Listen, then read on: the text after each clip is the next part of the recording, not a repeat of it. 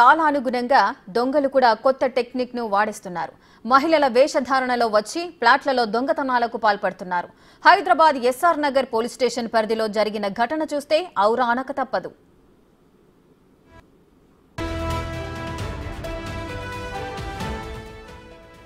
Jug కాలనీలోని ఆకృతి ఆక్రేడ్లోని 502 ఫ్లాట్లో ప్రైవేటు ఉద్యోగి వెంకటేశ్వరరావు నివాసముంటున్నారు. అదే అపార్ట్మెంట్లోని 406 ఫ్లాట్లో ఆయన కూతురు, అల్లుడు నివసిస్తున్నారు. ఈ నెల 16న కుటుంబ సభ్యులతో కలిసి వెంకటేశ్వరరావు ఒంగోలు వెళ్లారు. 18వ తేదీ ఉదయం పని మనిషి వచ్చి చూడగా ఇంటి తాళం పగలగొట్టి ఉంది. విషయాన్ని యజమానికి తెలియజేసింది. బాధితుల ఫిర్యాదు మేరకు రంగంలోకి దిగిన పోలీసులు దర్యాప్తు చేయగా సీసీ కెమెరాల్లో దొంగల విజువల్స్ రికార్డ్ అయ్యాయి. అయితే వారు మహిళల వేషధారణలో ఉండటాన్ని గుర్తించిన పోలీసులు కంగుతిన్నారు.